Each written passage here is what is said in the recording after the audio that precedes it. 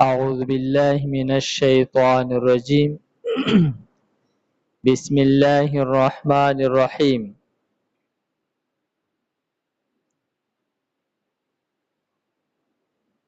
وقال الذين لا يعلمون لولا يكلمنا الله أو تأتينا آية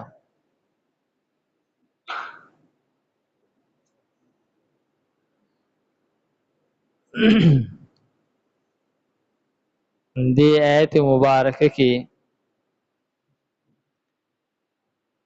پر رسالت باندې چې د یهودو او د مشرکینو کم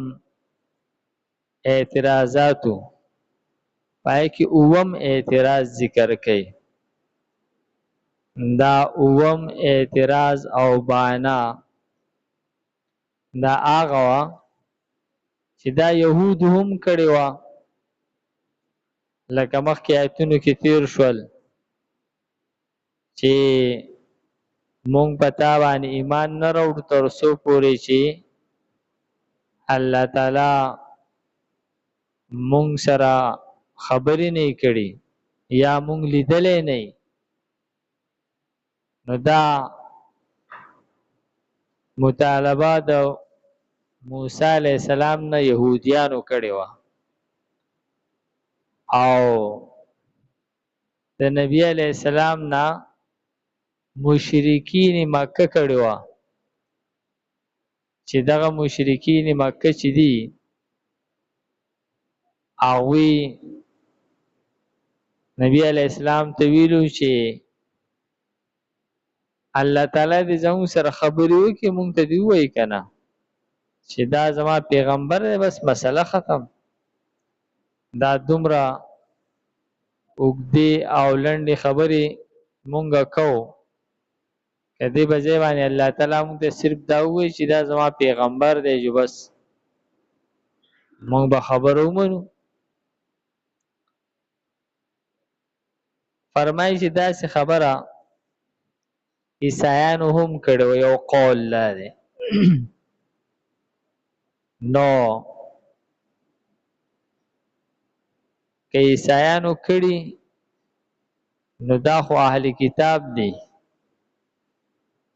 نو دا لا یعلمون ویلې دی نو بیا ورته مراد دا شي چې دومره یو بی علم خبره کول سره د علم نه دا داسې دي ګویا چې د دوی اړو علم شته دی نه او که مراد دی هغه مشرکین شي نو دا اوس سره خو چونکې آسماني کتاب نه و نو لا یعلمون بیا په هغو باندې بالکل درست راځي او یهود چې دي هغوی داس خبره کړې وه خو د موسی علیه السلام نه دا مطالبه کړې وه نو فرمای وقال الذين او وی هغه کسان لا یعلمون چې هغو ته علم نشته دی آسمانی کتاب ورسره نشته دی اهل کتاب نه دي لولا یکلمنا الله تعالی زموږ سره په خپله خبره ولې نه کوي چې دا زما پیغمبر دی دا کتاب زما کتاب دی او تأتین آیتا یا مونږ ته هغه یو معجزه ولې نه راځي نو دا دوه خبرې فرمای دا دې خبرې دي كذلك قال الذين من قبلهم مثل قولهم دا خبره یوازې د دوی نه ده دا د انسان مزاج او فطرت پاتې شوی دی چې ګویا څنګه چې پیغمبرانو سلسله شروع شي ده نو د هغې سره سره دا خبره په هر دور کې خلکو دا مطالبه کړې ده الله تعالی موږ ته په خپله ولې نه وایي او موږ ته یو معجزه یو نښه ولې نه ښیي فرمایي چې څومره پیغمبران راغلي دومره سره د هر پیغمبر قوم دقه خبره کړې ده دا داسې ده لکه دی هر قوم چې کله مړ کېدو بل قوم ته وصیت پرې ښودی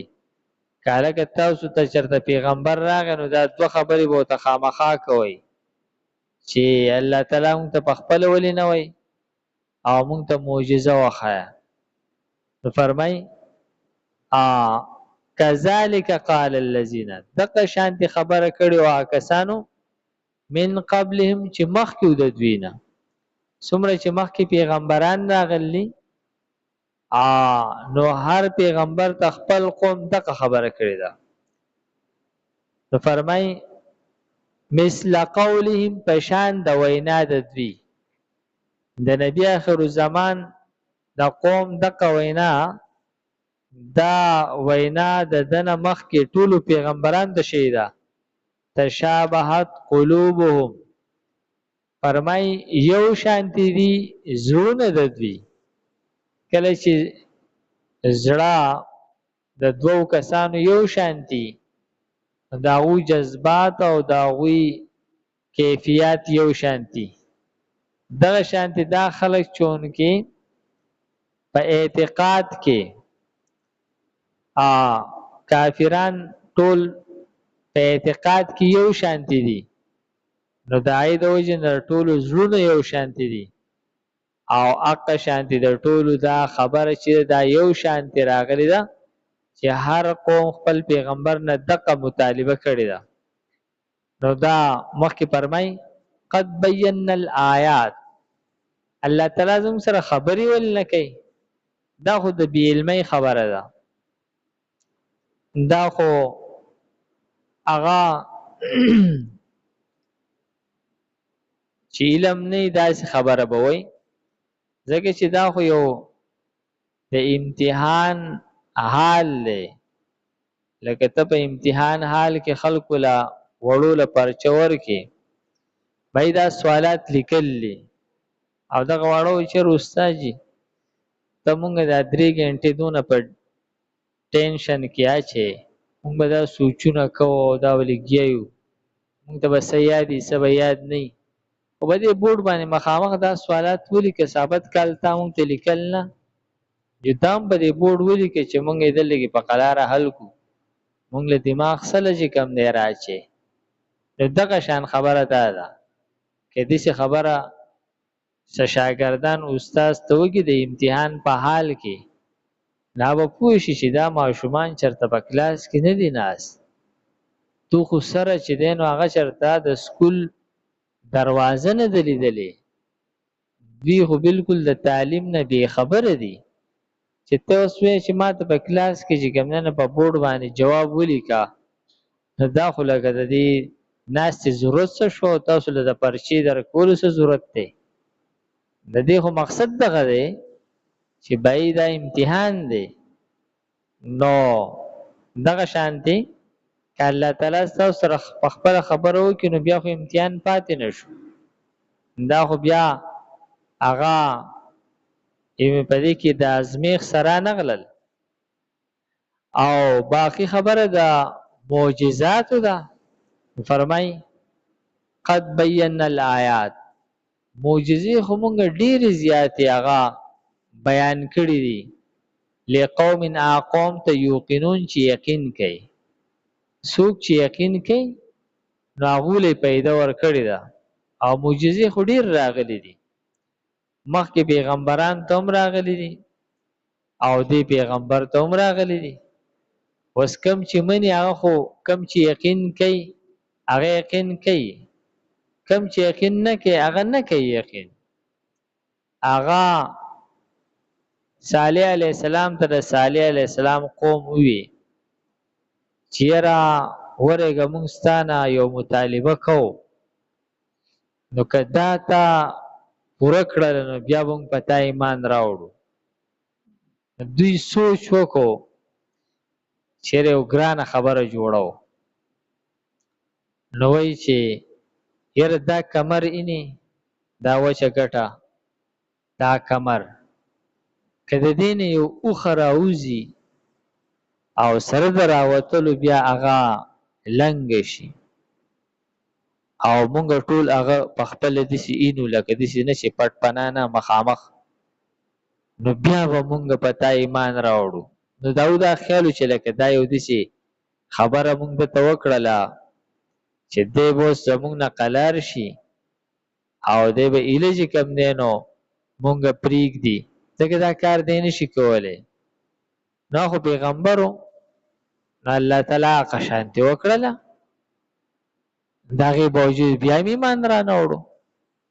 نو نښه ښودل چې دي په دې سره څوک ایمان نه راوړي، داسې نه ده چې یو کس ته نښه وښیې او هغه چې او صحیح شو جي، د دې تعلق د نښو سره نه دی. لکه په مکه کې خلکو د نبی علیه السلام نه مطالبه وکړله که ته پیغمبر یې نو دا سپوږمۍ دوه ټوکړې کا. نبی علیه السلام هغه د الله تعالی نه دعا وغوښتله او په ګوته اشاره وکړله، هغه سپوږمۍ دوه ټوکړې شوه، نیمه یو طرف ته لاړه نیمه بل طرف ته لاړه. دوی وایي چې یاره لکه دا خو د سترګو لکه نظربندي هم کیدی شي که نه. اوس مسله دا ده چې که کم قافلې چې زمونږ بهر تللی دي تجارت له، هغه قافلې چې راغلې نو د هغو نه مونږ تپوس وکړو چې تاسو په شام کې دا منظر لیدلی و، تاسو چې دی نو هغه په پارس کې دا منظر لیدلی و، چا لیدلی و؟ نو که هلته کې چا لیدلی نو بیا مونږ وایو چې دا نظربندي نه و، د حقیقت و. او که دا صرف دلته کې لیدلی شي نو بیا خو به لکه دا نظربندي، دا یعنې داسې انکار وکړو. او بیا قافلې راغلې د هغو نه تپوس وکړله شو، هغوی وي او دا منظر مونږ لیدلی و چې مونږ هغه د شپې روان وو او سپوږمۍ چې ده دا دوه ټوکړې شوه او نیمه یو طرف ته لاړه نیمه بل طرف ته لاړه. او بیا په دې وخت کې په دې باندې اعتراض وشو چې بهی لکه دا دومره غټه حادثه کېده، دا خو لکه یعنې په بل چا دې څه تذکره نه ده کړې، لکه یورپ کې خو دا چا نه دی لیدلی، یورپ کې دې چا تذکره نه ده کړې. نو ظاهره خبره ده چې په کم یعنې ایشیا چې ده په دې کې چې ورځې خو په یورپ کې شپه وي، چې په ایشیا کې شپه وي په یورپ کې ورځې، نو واقع شوې ده، خو دلته کې شپه وه هلته کې ورځ وه. د ورځې خو بیا سپوږمۍ نه ښکاري او نه څوک د ورځې سپوږمۍ سیکي چې دا ماتیږي او که نه ماتیږي، نو دا نه ده لیدلی شي. البته فرمایي چې په هندوستان کې یو راجا دا منظر لیدلی و او هغه سره چونکې وسایل وو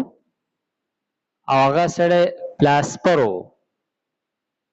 یعنې پلاسپر هغه کس ته وایي چې هغه بیا د خبرې ویښ ته ځان رسوي. نو هغه معلومات پکول چې بهی لکه دا سپوږمۍ ما لیدلې وه چې دا دوه ټوکړې شوې ده چې دی چل شی دی لکه. نو عام طور په هغه وخت کې به خلک هغه منډی ته رالل، په منډی کې به کم تاجران چې وو ماښام ماخوستن نه پس په هغو د خپلو علاقو قصې کولې.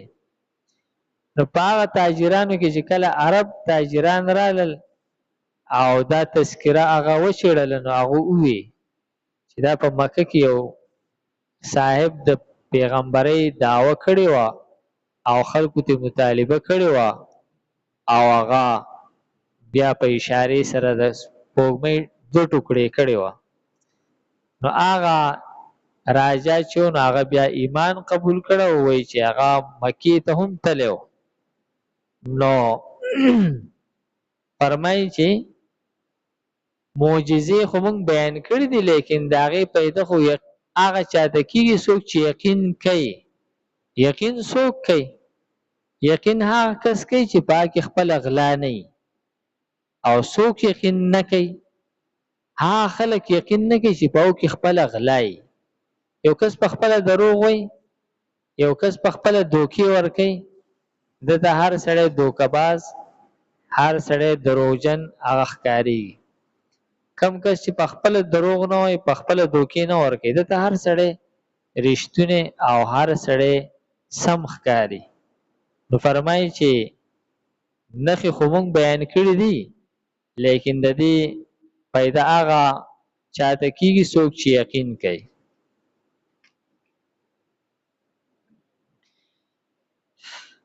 وقال الذين لا يعلمون، او ویلی دیا کسانو چې علم نشته دی، لولا یکلمنا الله،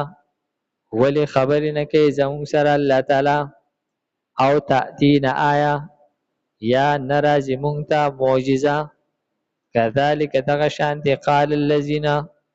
ویلو هغه کسانو من قبلهم چې مخکې د دوی نه، مثل قولهم پشان د وینا د دوی، تشابهت یو شان شوي دي، قلوبهم زړونه د دوی، قد بینا الآیات یقینا بیان کړي دي مونږه معجزې، لقوم د هغه خلکو د پیدې لپاره یوقنون چې هغوی یقین کوي. الحمدلله رب العالمین والعاقبۃ للمتقین والصلاة والسلام علی خیر خلقه محمد و آله و اصحابه اجمعین. پروردگار زموږ دا ناسته په خپل دربار کې قبول کړي. پروردگار د مرګ نه مخکې موږ ته په دې قرآن پاک باندې عمل را نصیب کړي. وصلی الله تعالی علی خیر خلقه محمد و آله و اصحابه اجمعین برحمتک یا ارحم الراحمین.